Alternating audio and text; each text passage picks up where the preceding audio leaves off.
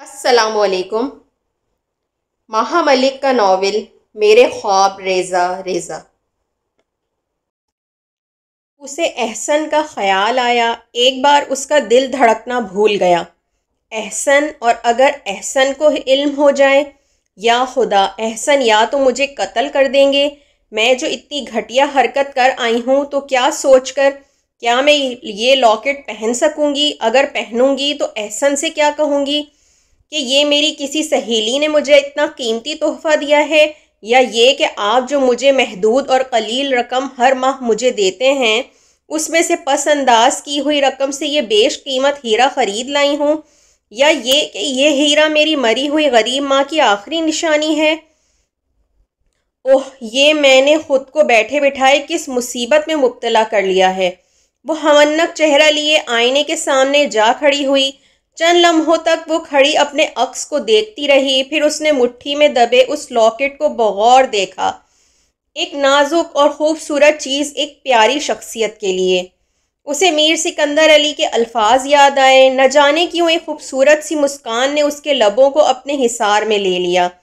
اس نے مٹھی میں دبا لاکٹ گلے سے لگا کر دیکھا اور پھر پہن لیا۔ سراہی دار گردن سج گئی تھی۔ وہ لاکٹ واقعی اس کی خوبصورت سانچے میں ڈھلی گردن کے لیے ہی بنا تھا۔ لاکٹ کا عکس آئینے سے روشنیوں کی صورت منعکس ہو رہا تھا۔ زینب کو ایسا لگ رہا تھا کہ اس کا پورا وجود روشنیوں کی زد میں ہے۔ وہ اس کی بوچھاڑ میں بھیگ رہی تھی۔ وہ کتنی دیر تک کھڑی خود کو دیکھتی رہی۔ اس منظر نے اسے سب کچھ بھلا دیا تھا۔ میر سکندر علی اس کے لیے کیا سوچ سکتا تھا؟ رملہ اس بات کی بنیاد بنا کر اسے کس کس طرح خوار کر سکتی ہے، اور احسن غصے میں آ کر کیا کچھ کر سکتا ہے، اسے کچھ یاد نہ رہا۔ اسے صرف اپنا خوبصورت سراپا نظر آ رہا تھا اور اس پہ سجا وہ قیمتی ہیرا۔ کال بیل کی آواز اسے حقیقت کی دنیا میں لائی تھی۔ وہ بے طرح چونک اٹھی، وال کلاک کی جانب دیکھا۔ رات کے 10 بج رہے تھے۔ اس وقت احسن کے سوا اور کون ہو سکتا ہے؟ اس نے جلدی جلدی لاکٹ اتارا اور الماری کی جانب بڑھی۔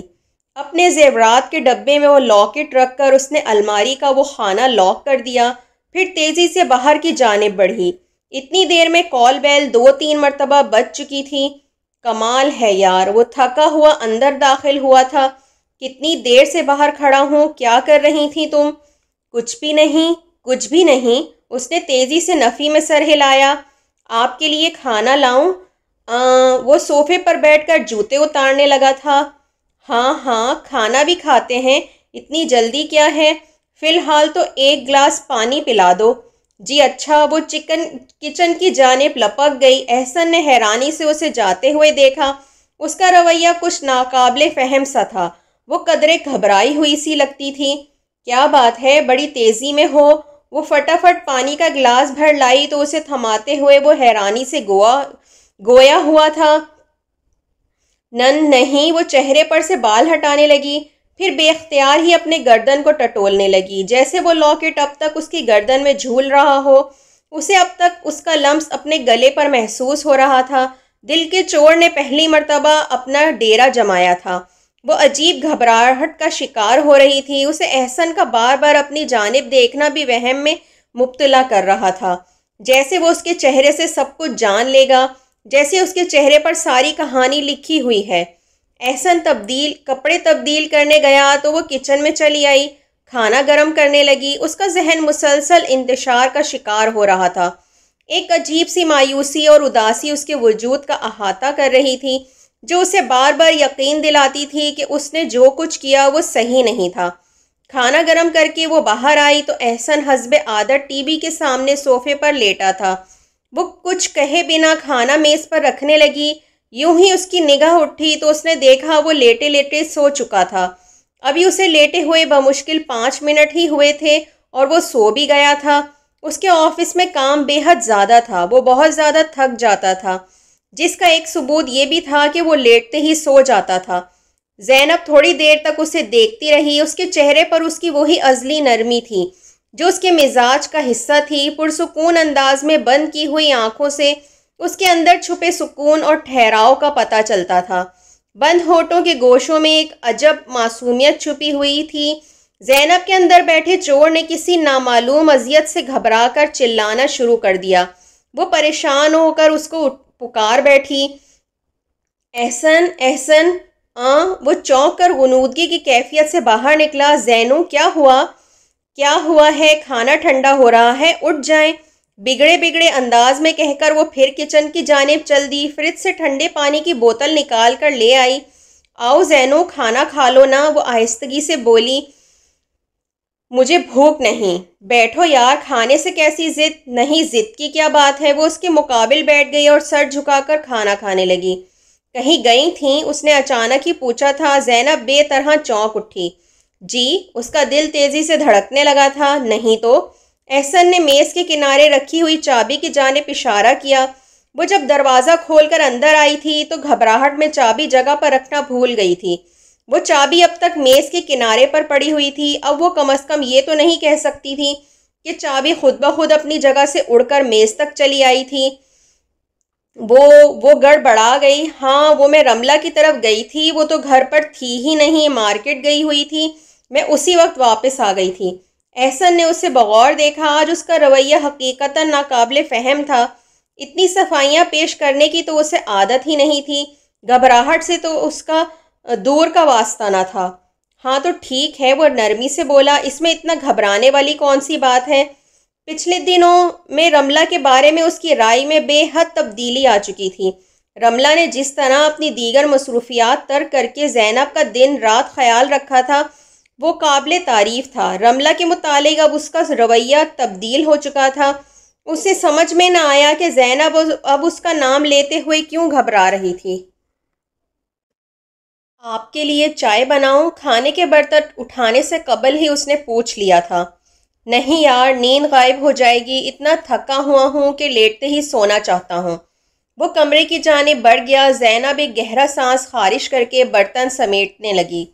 دوسرے دن رملہ چلی آئی تھی۔ زینب اسی وقت سو کر اٹھی ہی تھی۔ رملہ کو دیکھ کر اس نے گھڑی پر نظر دوڑائی جو 11 بجا رہی تھی۔ کمال ہے، تم آج اس قدر جلدی اٹھ گئیں۔ اس نے مسکراتے ہوئے دریافت کیا۔ تمہاری صبح تو 1-1:30 بجے ہوتی ہے۔ در حقیقت وہ رملہ کا موڈ بھانپنا چاہ رہی تھی، پھر اسے دیکھتے ہی اس کے دماغ میں بجلی سی گوندی تھی۔ رملہ اتنی جلدی اٹھ کر کیوں کر آئی تھی؟ ہاں بس آج نیند جلدی ٹوٹ گئی، کتنی دیر بستر میں پڑی رہی، پھر بیزار ہو کر تمہاری طرف آ گئی۔ چائے پلواؤ، اچھی سی، اسٹرانگ اور خوشبودار۔ وہ صوفے پر ڈھیلی ڈھالے انداز میں بیٹھ گئی۔ اس کا انداز نہ بے حد گرم جو تھا نہ بہت ہی سرد مہر۔ زینب قطعاً کچھ اندازہ نہ کر سکی۔ رملہ کا رویہ کچھ سست اور مبہم سا تھا۔ صوفے پر بیٹھ کر وہ قریب پڑے میگزین کے ورق گردانی کرنے لگی تھی۔ جمیلہ اب تک نہ آئی تھی سو وہ خود ہی کچن میں جا کر چائے بنانے لگی۔ تھوڑی دیر میں رملہ بھی اٹھ کر وہیں آ گئی۔ ناشتہ بنا دوں؟ زینب نے اس کی جانب دیکھا۔ اس نے نفی میں سر ہلایا۔ صرف چائے، وہ بھی اسٹرانگ سی ہو، چینی کم ڈالنا۔ میری اماں کہتی تھی خالی پیٹ چائے پینے سے کلیجہ جلتا ہے۔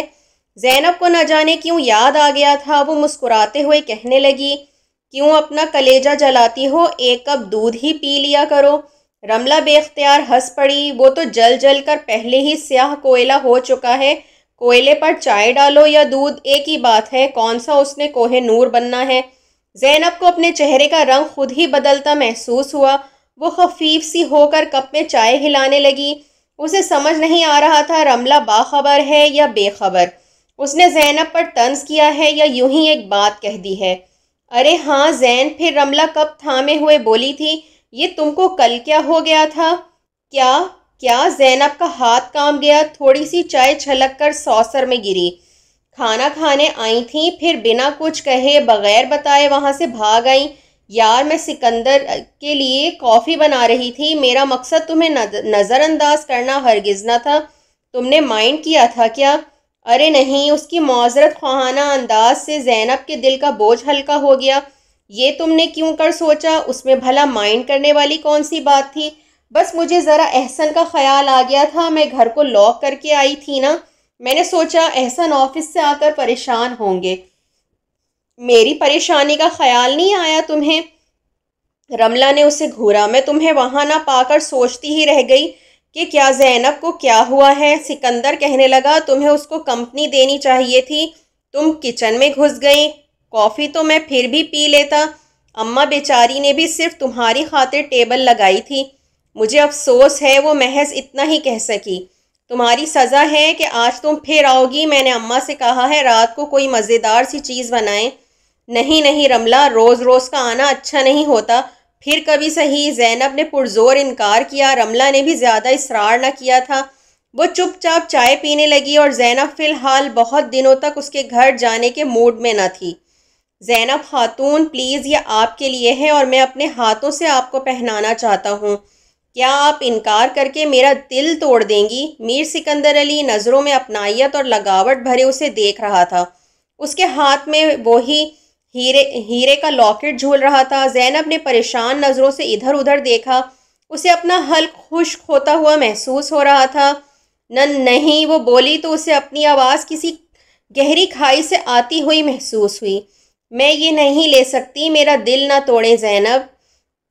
وہ آہستہ آہستہ اس کی جانب بڑھنے لگا، میں یہ پہنانے ہی آیا ہوں۔ زینب انکار میں سر ہلاتی پیچھے ہٹنے لگی، لیکن وہ اس کی جانب بڑھتا ہی چلا جا رہا تھا۔ زینب پیچھے ہٹتے ہٹتے دیوار سے جا لگی، وہ چند لمحوں میں اس کے قریب پہنچ گیا تھا۔ نہیں نہیں، اس نے پھر شدت سے انکار کیا، لیکن میر سکندر کے ہاتھ اس کے گلے کی طرف بڑھ رہے تھے۔ پھر یکایک اس نے زینب کی گردن زور سے پکڑی۔ نہیں، ایک چیخ کی صورت اس کے لبوں سے نکلی اور پھر اس کی آنکھ کھل گئی۔ وہ بستر پر لیٹی گہرے گہرے سانس لے رہی تھی، اسے اپنا پورا وجود پسینے میں ڈوبا ہوا محسوس ہو رہا تھا، حلق میں خشکی کانٹوں کی صورت محسوس ہو رہی تھی۔ اسے احساس ہوا کہ وہ اپنے سر کو تواتر سے نفی میں ہلا رہی تھی۔ وہ اٹھ کر بیٹھ گئی، سرہانے رکھا گلاس اٹھا کر لبوں سے لگایا اور چند لمحوں میں خالی کر گئی۔ یوں ہی بے خیالی میں اس نے گردن گھمائی تھی، دوسرے ہی لمحے وہ حیران رہ گئی، احسن اپنی جگہ پر موجود نہ تھا۔ اس نے فوراً باتھ روم کی جانب دیکھا، لائٹ آف تھی، جس کا یہی مطلب نکلتا تھا کہ احسن باتھ روم میں بھی نہیں تھا۔ وہ بستر سے اتر آئی، نہ جانے کی اسے ایک انجانا سا خوف محسوس ہو رہا تھا۔ ایک تو خواب عجیب سا دیکھا تھا، پھر احسن بھی اپنی جگہ پر موجود نہ تھا۔ وہ گھبرا کر کمرے سے باہر نکلی، برابر والے کمرے میں اس نے جھانکا اور پھر وہ دھک سے رہ گئی تھی۔ اندر احسن موجود تھا، وہ کمرے میں فرش پر بیچوں بیچ بیٹھا ہوا تھا اور اس کے ارد گرد بے شمار چیزیں بکھری ہوئی تھیں۔ وہ ذرا سا اور آگے کو ہوئی اور دروازے سے لگ کر اندر کا منظر دیکھنے لگی۔ احسن بچے کے لیے لائی خریدی گئی تمام اشیاء نکال کر بیٹھا ہوا تھا، کپڑے، کھلونے اور سب چیزیں جو وہ بڑے شوق اور چاہ سے خرید کر لایا تھا، اس کے آس پاس یوں جمع تھیں جیسے اس سے محو گفتگو ہوں۔ وہ کبھی کوئی کپڑا اٹھا کر دیکھنے لگتا تھا، کبھی کوئی کھلونا اٹھا کر پیار سے ہاتھ پھیرنے لگتا تھا۔ زینب سکتے کے سے عالم میں کھڑی اس کی کیفیات اور حرکات دیکھ رہی تھی۔ وہ اس کو احسن کے بجائے کوئی مخبوط الحواس شخص لگا جو رات کے 2:30 بجے اس طرح کی کیفیت کا شکار تھا۔ اس کا جی چاہا وہ کوئی آواز کہے بنا پلٹ جائے اور دوسرے کمرے میں جا کر دروازہ بند کر لے، لیکن اسی لمحے احسن کو اس کی موجودگی کا احساس ہو گیا تھا۔ اس نے سر اٹھا کر دیکھا اور پھر چند لمحوں کے لیے سن سا رہ گیا۔ زینب کے قدم بھی جیسے زمین پر جم گئے تھے۔ زینو، وہ کچھ دیر کے بعد بولا تھا، اندر آ جاؤ نا۔ اس کا لہجہ بالکل نارمل تھا، آواز قطعاً صاف اور واضح تھی، یعنی وہ پوری طرح سے اپنے ہوش و حواس میں تھا۔ زینب چند لمحے قبل ذہن میں پیدا ہونے والی سوچ کے اثر سے آزاد ہو گئی، دھیرے دھیرے قدم اٹھاتی وہ اندر چلی آئی۔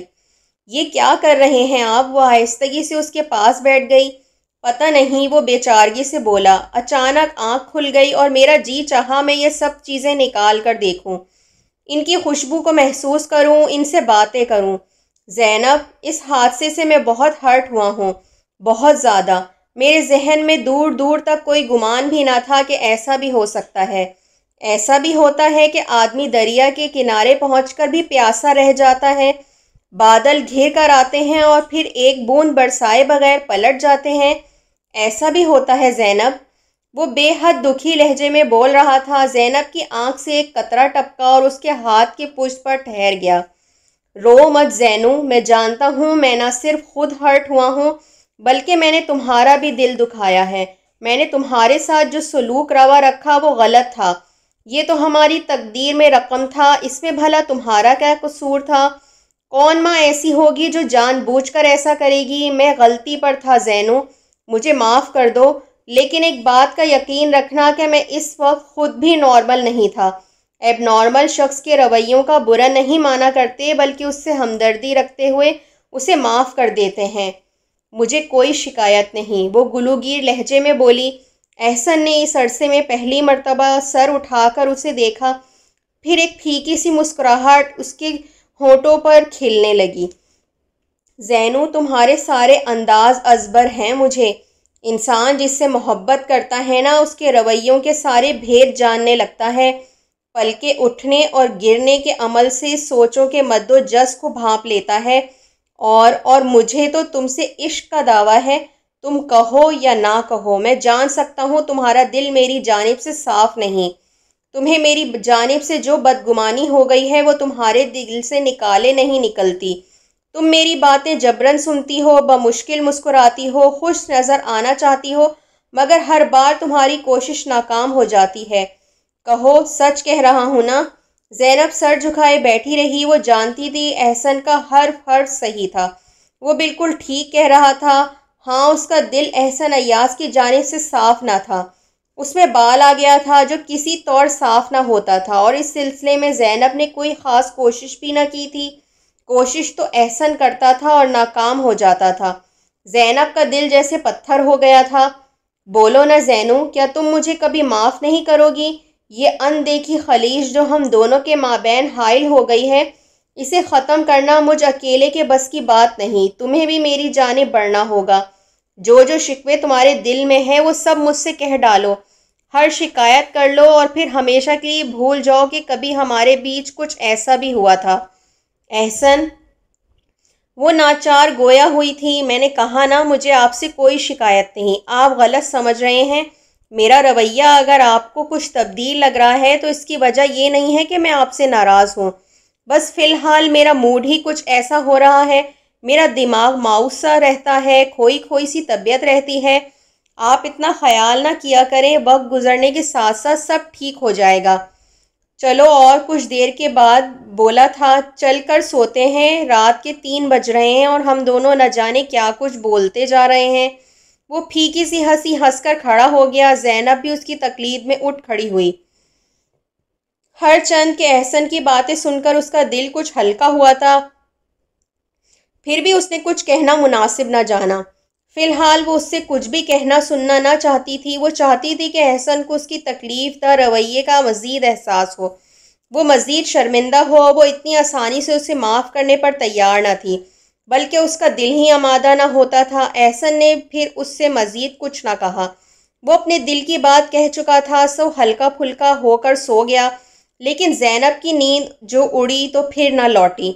میرا دل سلیٹ نہیں ہے احسن کہ کچھ بھی لکھ کر مٹا لیں آپ۔ اس نے احسن کی پشت دیکھتے ہوئے سوچا تھا، میرا جی جلانے کا تہیہ تو آپ نے نہ جانے کب سے کیا ہوا تھا، اس حادثے کو ذمہ دار کیوں ٹھہراتے ہیں؟ آپ نے عشق کا دعویٰ کیا ہے نا، تو پھر پورا کر کے دکھائیں۔ زینب شاہ کا وجود اس قدر ارزاں نہ تھا جسے ایک وعدے کی زنجیر میں باندھ کر لے آئے تھے آپ۔ دور تھی تو چاند کی مانند تھی، دسترس میں آئی تو عامیانہ تحریر ٹھہری۔ ہائے الفاظ تھے کہ پگھلا ہوا سیسا، اب مجھے آپ کے لبوں سے نکلے کوئی الفاظ سنائی نہیں دیتا، میں بحری ہو چکی ہوں۔ اس کی آنکھوں سے آنسو بہہ نکلے۔ باہر کسی درخت پر کوئل کوکی تھی، اسے رات کے بیت جانے کا احساس ہوا۔ کروٹ بدل کر اس نے آہستہ سے آنکھیں موند لی تھیں۔ وہ بہت دنوں کے بعد آمنہ کے گھر آئی تھی، اس بات کا احساس اسے آمنہ کے بیٹے کو دیکھ کر ہوا۔ وہ اب بیٹھنے لگا تھا اور بہت صحت مند ہو رہا تھا۔ خود آمنہ کا وجود بھی اس کی دلی خوشی کی گواہی دے رہا تھا۔ اس کا رنگ صاف ہو رہا تھا اور گالوں پر سرخی تھی۔ وہ زینب کو دیکھ کر بہت خوش ہوئی۔ میں تمہیں یاد کر رہی تھی، بہت زیادہ، یقین جانو تم مسلسل میرے خوابوں میں آ رہی تھی، پھر بھی تم نے آنے کی زحمت نہیں کی۔ زینب نے اسے مصنوعی خفگی سے گھورا۔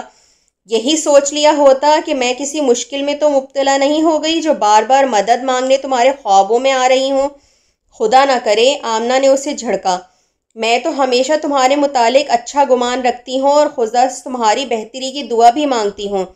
زینب مسکرا کر اس کے بیٹے کو پیار کرنے لگی۔ یہ پیارا ہو رہا ہے آمنہ، اس کی کچھ نظر وزر اتارا کرو۔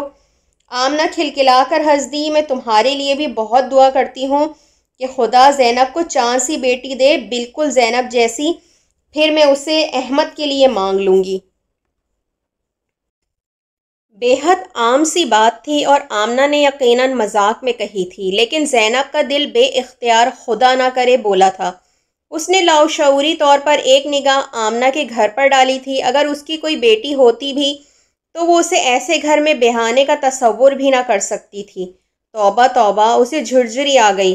میری بیٹی اور بہا کر ایسے گھر میں آئے، میں مر نہ جاؤں وہ دن دیکھنے سے پہلے ہی۔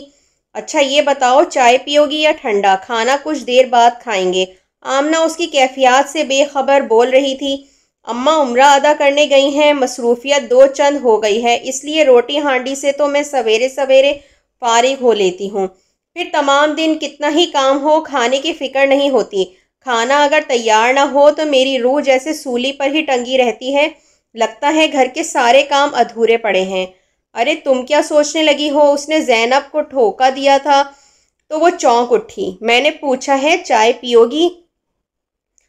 ہاں چائے تو ضرور پیوں گی۔ وہ اپنے خیالات کے حلقے سے باہر نکلی۔ احسن ناشتہ کر رہے تھے جب میں نے ان سے کہا کہ آمنہ سے ملنے کو جی چاہ رہا ہے۔ وہ بولے فوراً کپڑے بدل لو، میں جاتے جاتے چھوڑ دیتا ہوں، نہار منہ ہی چلی آئی ہوں۔ اچھا، آمنہ نے حیرانی کا اظہار کیا۔ تو کہا تو ہوتا زینب، میں جب سے بیٹھی باتیں کیے جا رہی ہوں۔ اچھا تم احمد سے کھیلو، میں تمہارے لیے ناشتہ لاتی ہوں۔ وہ اٹھ کر کمرے سے نکل گئی۔ احمد آرام سے بیٹھا اپنے کھلونوں سے کھیل رہا تھا۔ زینب نے ایک آدھ بار اسے چٹکی بجا کر متوجہ کیا، مسکرا کر دیکھا، لیکن اس نے زینب کی موجودگی کا کچھ خاطر خواہ نوٹس نہ لیا۔ وہ اپنا جھنجھنا زور زور سے بجا رہا تھا اور اسی میں اس کا تمام لطف پنہاں تھا۔ وہ تھوڑی دیر تک ادھر ادھر دیکھتی رہی، لیکن آمنہ کے کمرے میں دیکھنے والی کوئی شے تھی ہی نہیں۔ زیادہ تر مختلف جگہوں پر بچوں کا سامان رکھا نظر آتا تھا، کنزہ کی کتابیں، احمد کی دوائیاں، احمد کے کپڑوں کی ٹوکری۔ وہ بور ہو کر باہر نکل آئی۔ آمنہ کچن میں تھی۔ ارے تم اندر بیٹھتی؟ اس نے زینب کو دیکھ کر کہا۔ یہاں کچن میں گرمی بہت ہوتی ہے، دھوپ کا رخ سارا دن اسی طرف رہتا ہے، آگ بھگولا سا رہتا ہے میرا کچن۔ وہ تیزی سے سلائس توے پر سینک کر خستہ کر رہی تھی، دوسرے چولہے پر چائے دم پر رکھی ہوئی تھی۔ زینب نے محسوس کیا وہ ٹھیک کہہ رہی تھی، باورچی خانے کی تپش باہر تک محسوس ہو رہی تھی۔ اف آمنہ، اتنی گرمی میں کیسے کھڑی رہ لیتی ہو؟ یہاں بندہ بے ہوش بھی ہو سکتا ہے، اس نے تبصرہ کیا۔ ٹھیک کہتی ہو، آمنہ مسکرائی۔ شروع میں بے حد گھبرا گئی تھی، رمضان میں تو جیسے دانتوں تلے پسینہ آ جاتا ہے، میں واقعی 2 مرتبہ بے ہوش ہو گئی تھی۔ پھر زینب کی آنکھیں پھیلیں۔ بس پھر عادت ہو گئی، اب تو اتنا محسوس بھی نہیں ہوتا۔ اتنا کام ہوتا ہے گھر کا، تم کام کاج کے لیے کوئی عورت کیوں نہیں رکھ لیتی؟ آمنہ نے ایک نظر اسے دیکھا اور متانت سے مسکرا دی۔ چلو اندر چلتے ہیں، ناشتہ تیار ہے، پراٹھا اس لیے نہیں بنایا کہ پھر تمہیں دیر تک بھوک نہیں لگتی۔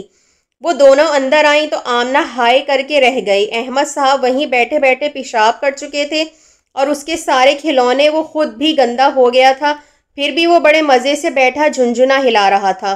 تم بیٹھو زینی، ناشتہ کرو، میں آتی ہوں۔ وہ احمد کو اٹھا کر باہر لے گئی۔ زینب بیڈ پر بیٹھ کر چائے پینے لگی۔ آمنہ احمد کو نہلا کر لائی، پھر اسے زینب کے پاس چھوڑ کر اس کے کھلونے دھونے کے لیے لے گئی۔ کتنا مشکل کام ہے، زینب حیرانی سے سوچنے لگی۔ یہ ننھا سا وجود اور اس کی لامتناہی کاموں کا سلسلہ، عورت تو ٹک کر بیٹھنا بھول جاتی ہوگی۔ آمنہ سے اس نے اپنے خیالوں کا اظہار کیا تو آمنہ کھلکھلا کر ہنس دی۔ صرف بیٹھنا ہی نہیں، لیٹنا، سونا، کھانا پینا، سبھی کچھ ادھار کا لگتا ہے، جیسے آرام کسی دوسرے کی شے ہو اور ابھی لوٹانا ہو۔ ایسے ہی دھڑکا لگا رہتا ہے دل کو، اپنا وجود اور اس کی ضروریات تو پھر کبھی کبھی یاد آتی ہیں۔ وہ احمد کو کپڑے پہنا رہی تھی۔ اچھا میں ذرا اس کا فیڈر بنا لاؤں، بیچارہ کب سے بھوکا ہے۔ وہ پھر باہر نکل گئی۔ زینب بور ہونے لگی، اس نے احمد کو دیکھا۔ اتنی بڑی ذمہ داری ہے یہ ننھا وجود، اس نے حیرت سے سوچا۔ میں کہاں ابھی اس قابل ہوں، خدا جو کرتا ہے اس میں کچھ نہ کچھ مصلحت ہوتی ہے۔ میں تو آمنہ جیسا اسٹیمنا ہرگز نہیں رکھتی، ابھی گھر کا کام، ابھی شوہر کا، ابھی بچے کا، تو ابھی ساس کا۔ اچھا ہی ہوا جو مجھے پھر سے یہ فراغت حاصل ہو گئی۔ ورنہ میں بھی آمنہ کی طرح گھن چکر بن جاتی، بچے کا تو 3-4 سال بعد ہی سوچوں گی اب۔ وہ مطمئن سی ہو گئی تھی۔ احسن آفس جانے سے قبل جلدی جلدی چائے پی رہا تھا جب اچانک ہی اسے یاد آیا تھا۔ او اچھا یاد آیا۔ اس نے پیالے ٹیبل پر رکھ کر ہاتھ رومال سے پوچھے، زینو آج شام فرخندہ آپا کی طرف چلنا ہے؟ کل آفس میں ان کا فون آیا تھا۔ کیوں؟ اسے ناگواری محسوس ہوئی تھی۔ ان کے ہاں کیوں جانا ہے؟ محفل میلاد ہے، انہوں نے پرزور اصرار کیا تھا کہ تمہیں ضرور لے کر آؤں، تم تیار رہنا، میں 5 بجے تک آ جاؤں گا۔ وہ مصروف انداز میں اپنا بیگ چیک کر رہا تھا۔ زینب چند لمحے منہ بنائے کچھ سوچتی رہی، پھر اس نے ایک قطعی فیصلہ کر لیا۔ سنیں احسن، میں نہیں جاؤں گی۔ کیا؟ وہ چونکا۔ کیا کہہ رہی ہو؟ میں نہیں جاؤں گی فرخندہ آپا کے ہاں، وہ ضدی انداز میں بولی تھی۔ کیوں؟ وہ کچھ دیر کے لیے گمسم رہ گیا تھا۔ کیا بات ہے؟ انہوں نے بڑے پیار سے بلایا ہے تمہیں۔ بس احسن، میرا موڈ نہیں ہے، وہ بات ختم کرنا چاہتی تھی۔ پلیز زینو ایسا مت کرو، وہ نرمی سے بولا۔ ذرا سے موڈ کی خاطر تم ان کا دل توڑو گی؟ کیا سوچیں گی وہ؟ تھوڑی دیر کو چلی چلنا، ہم جلدی واپس آ جائیں گے، میں وعدہ کر چکا ہوں ان سے۔ احسن، میں نہیں جانا چاہتی تو کیوں اصرار کر رہے ہیں آپ؟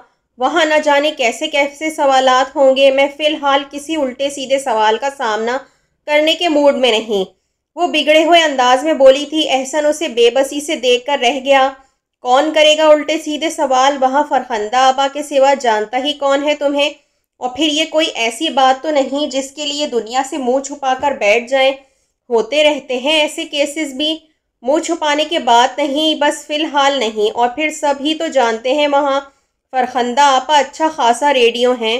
احسن لب بینچ کر رہ گیا۔ بہرحال مرضی ہے تمہاری۔ پھر وہ بولا تھا، شام تک سوچ لو، موڈ تبدیل ہو جائے تو رملہ کے یہاں سے آفس فون کر دینا، میں جلدی آ جاؤں گا، چلتا ہوں۔ وہ بیگ اٹھا کر باہر نکل گیا۔ زینب اطمینان سے بیٹھی اسے جاتا دیکھتی رہی، اور اس نے تو صرف نہ جانے کا بہانہ گڑا تھا۔ وہ کہاں کسی کے سوال جواب سے گھبراتی تھی، بس اسے فرخندہ آپا سے ازلی چڑ تھی، اور وہ ان سے کبھی ملنا نہیں چاہتی تھی۔ بہت پیار سے کہا ہے، جیسے جانتی نہیں میں ان کے پیار کو۔ وہ کچھ دیر تک بیٹھی رہی، پھر جمیلہ آ گئی تو وہ رملہ کی طرف چل دی۔ رملہ کے دروازے تک پہنچ کر بیل بجانے سے قبل ہی اس کی نگاہ سکندر علی پر پڑی تھی۔ وہ گاڑی کی چابی انگلی میں گھماتا چلا آ رہا تھا۔ مسٹرڈ پتلون اور مسٹرڈ لائنوں والی لائٹ گرین شرٹ میں وہ حقیقتاً بے حد اسمارٹ لگ رہا تھا۔ خوبصورت سن گلاسز اس کی شخصیت کے حسن میں اضافے کا باعث تھے۔ وہ یقیناً وجیح کہلائے جانے کا مستحق شخص تھا۔ زینب اطلاعی گھنٹی بجاتے بجاتے رک گئی۔ وہ کچھ پزل سی ہو گئی تھی۔ سکندر علی اسے دیکھ کر گرم جوشی سے مسکرایا۔ اس کے ڈارک گلاسز پر زینب کا عکس آ رہا تھا۔ اس کی گہری مسکراہٹ کے جواب میں ایک خفیف سی مسکراہٹ اس کے لبوں تک آ کر دم توڑ گئی۔ وہ خود کو مجرم سا محسوس کر رہی تھی۔ ہیلو معزز خاتون، وہ فریش انداز میں بولا۔ زینب کو نہ جانے کیوں لفظ معزز اپنا مذاق اڑاتا ہوا محسوس ہوا۔ ہیلو، وہ دھیمے سے بولی۔ ایسے حسین اتفاقات روز سرزد کیوں نہیں ہوتے؟ وہ بڑے موڈ میں بولا تھا۔ حسن کی خصوصیت ہی یہی ہے، یہ عام نہیں ہوتا۔ نہ جانے وہ کیسے کہہ گئی تھی۔ سکندر علی نے سر تھوڑا سا اونچا کر کے ایک کہکہا لگایا۔ رائٹ یو آر، آپ نہ صرف حسین بلکہ ذہین بھی ہیں۔ آج اندازہ ہوا کہ آپ بولیں تو قیامت ڈھا دیں، اسی لیے کم بولتی ہیں۔ آپ روز ہی آتے ہیں یہاں؟ زینب اس کے ریمارک کے زیر اثر آ گئی، خوش دلی سے بولی تھی۔ اور کوئی کام نہیں ہے آپ کو؟ آپ کا کیا خیال ہے میں روز یہاں کیوں آتا ہوں؟ وہ اچانک سنجیدہ ہوا تھا۔ زینب ہلکی پھلکی بات چیت کے بیچ اچانک در آنے والی سنجیدگی سے گھبرا اٹھی۔ آپ کو خبر ہوگی، اس نے رخ موڑ کر بیل بجا دی۔ کبھی پوچھئے گا ہم سے زینب خاتون، وہ مسکرا رہا تھا، پھر ہم بتائیں گے آپ کو کہ ہم روز یہاں کس کے لیے آتے ہیں۔ اسی لمحے دروازہ کھل گیا تھا۔ دروازہ خود رملہ نے کھولا تھا۔ وہ ان دونوں کو ساتھ کھڑا دیکھ کر فق ہو گئی۔ ہیلو رملہ یار، اچھی میزبان ہو، راستہ دو۔ سکندر علی اسے ہٹاتا ہوا اندر داخل ہو گیا۔ زینب بھی آگے بڑھی تو رملہ سائیڈ میں ہو گئی۔ وہ کبھی سکندر علی کو تو کبھی زینب کو دیکھ رہی تھی۔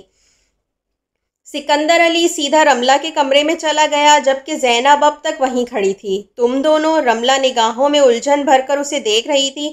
ساتھ آئے ہو؟ میرا مطلب ہے سکندر۔ میں دروازے تک پہنچی تو یہ آ گئے، زینب آہستگی سے بولی تھی۔ اور بھلا کیا بات ہو سکتی ہے؟ اس نے غائب دماغی سے سر ہلایا۔ سکندر۔ پھر رملہ نے وہیں سے آواز لگائی تھی، کافی بناؤں؟ نیکی کرنے سے پہلے پوچھا نہیں کرتے رملہ جان، شگفتہ لہجے میں جواب آیا تھا۔ رملہ جھینپ گئی۔ بہت شرارتی ہے یہ سکندر کا بچہ۔ یہ تم سے چھوٹا ہے یا بڑا؟ زینب مسکراتے ہوئے پوچھنے لگی۔ رملہ ایک لمحے کو سوچ میں پڑ گئی تھی۔ بڑا ہے مجھ سے۔ پھر وہ دھیمے لہجے میں بولی تھی، آؤ کافی بناتے ہیں۔ وہ کچن کی جانب چل دی تھی۔ زینب بھی اس کے پیچھے چل دی۔ نہ جانے کیا بات تھی، آج اسی گھر میں سکندر علی کی موجودگی سے خوف محسوس نہ ہو رہا تھا۔ شاید وہ اس کے وجود کو تسلیم کر چکی تھی، شاید وہ اسے ایک شناسہ سا لگنے لگا تھا۔ تم دونوں میں کیا گفتگو ہو رہی تھی؟ یکایک رملہ نے پوچھا تھا۔ زینب نے چونک کر اسے دیکھا، اس کی نگاہوں میں استفہامیہ کیفیت تھی۔ میرا مطلب ہے جب میں نے دروازہ کھولا تو تم لوگ کچھ بات کر رہے تھے۔ وہ بے حد متجسس نظر آ رہی تھی۔ پتہ نہیں، زینب انجان بن گئی، یوں ہی دعا سلام ہو رہی تھی۔ اور کیا؟ ہاں، میری طبیعت کا پوچھ رہے تھے۔ تم پھولوں کا شکریہ ادا کر دیتی۔ رملہ مسکرائی۔ نہ جانے اسے طنز کیا تھا یا واقعی ایک مشورہ تھا یا محض ایک سرسری مذاق۔ زینب کو اس کا رویہ کچھ ناقابل فہم سا لگا۔ اس نے کوئی جواب نہ دیا۔ اور پھر وہ کہتی بھی کیا؟ اب یہ تو کہہ نہیں سکتی تھی کہ پھولوں کا شکریہ وہ ادا کر چکی ہے، اب تو ایک اور چیز کا قرض ہے اس پر۔ یہ لو۔ رملہ نے ایک مگ اسے تھمایا۔ میں سکندر کو کافی دے کر آتی ہوں۔ اس کی ضرورت نہیں، میر صاحب خود حاضر خدمت ہیں۔ وہ دروازے میں نمودار ہوا۔ رملہ، تم سخت قسم کی نکمی ہو۔ صرف کافی کے 3 کپ تیار کرنے میں تم نے 25 منٹ لگائے ہیں۔ اگر تمہیں 3 آدمیوں کا لنچ تیار کرنا پڑ جائے۔ میری توبہ! رملہ نے اسے مگ تھماتے ہوئے سر ہلایا۔ خدا نہ کرے جو کبھی مجھ پر ایسا برا وقت آئے۔